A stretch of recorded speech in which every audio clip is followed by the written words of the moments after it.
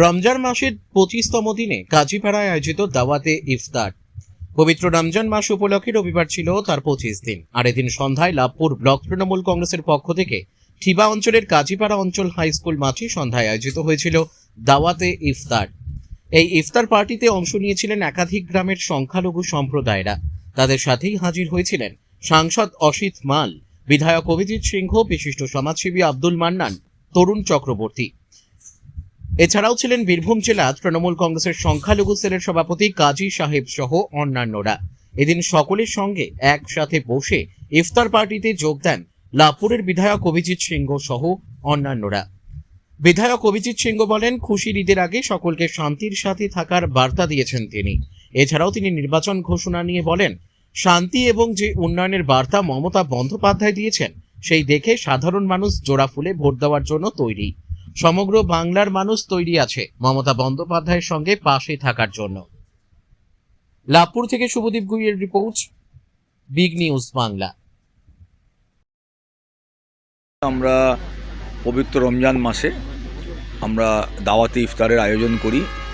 এবছরও আমরা দাওয়াতে ইফতারের আয়োজন করেছি এবং ঠিবা ও কুর্নাহার এই দুটি অঞ্চলের যে সংখ্যালঘু ভাইয়েরা আজকে এসছেন তাদেরকে আমরা আমন্ত্রণ জানিয়েছিলাম, দাওয়াত দিয়েছিলাম এবং সেই সঙ্গে সঙ্গে আমাদের মাননীয় সাংসদ শ্রী অসিত মাল, তাকেও আমন্ত্রণ দিয়েছিলাম, দাওয়াত দিয়েছিলাম এবং আমাদের সংখ্যালঘু সেল বীরভূম জেলা সভাপতি কাজী ফজরুদ্দিন সাহেব, তার সঙ্গে আমাদের অল বেঙ্গল ইমাম অ্যাসোসিয়েশনের নজরুল সাহেব, আমাদের অল ইন্ডিয়া ইমাম অ্যাসোসিয়েশনের সিরাজুল সাহেব, মার্কাস মসজিদ সিউড়ির যারা কমিটি মেম্বার তারা সকলে এসছেন।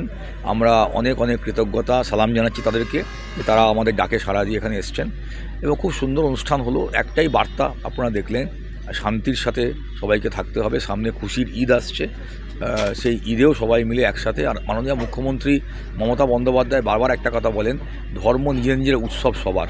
এইভাবেই সারা বাংলায় শান্তি বিরাজ করছে এবং নিশ্চয়ই ইসলাম ধর্মের মানুষরা এরকমভাবে ঈদ পালন করবেন এবং তারপরে সবাই মিলে সব ধর্ম একসাথে আমরা ঈদ মুবারক বলবো।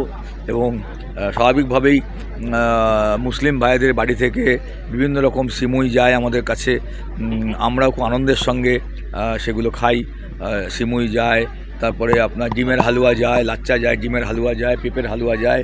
এই একটা আমাদের ঐতিহ্য, এটাই আমাদের বাংলা, এর একটা ঐতিহ্য, এই একটা সংস্কৃতি।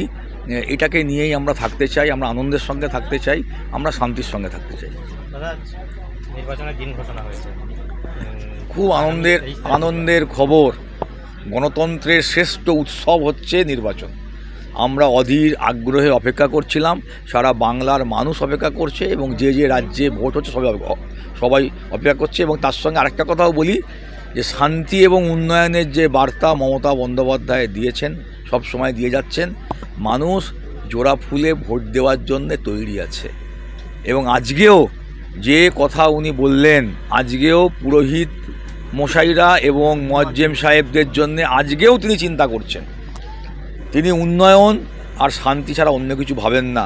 আজকেও সরকারি কর্মচারীদের জন্য তিনি ভাবছেন। গত কয়েকদিন আগেও তিনি বিভিন্ন সম্প্রদায়ের মানুষের জন্য উন্নয়ন বোর্ড, তার চোখে একটাই স্বপ্ন, বাংলাকে এগিয়ে নিয়ে যেতে হবে। মাননীয় মুখ্যমন্ত্রী সবসময় সেটাই চেষ্টা করেন। আজকেও তিনি বার্তা দিয়েছেন উন্নয়ন এবং শান্তির, সর্বধর্ম সমন্বয়। সব ধর্মকে তিনি সমানভাবে দেখেন, সবাইকে শ্রদ্ধা করেন, আমাদেরকে তিনি সেই শিক্ষাই দেন। আর নির্বাচন নিয়ে শুধু এটাই বলবো, সারা বাংলা তৈরি আছে মমতা বন্দ্যোপাধ্যায়ের সঙ্গে থাকার জন্য। এই উন্নয়ন সারা ভারতবর্ষে কোথাও হয়নি, যা উনি করে দেখিয়েছেন। তাই মানুষ মমতা বন্দ্যোপাধ্যায়ের পক্ষে, জোড়া ফুলের পক্ষেই ভোট দেবে।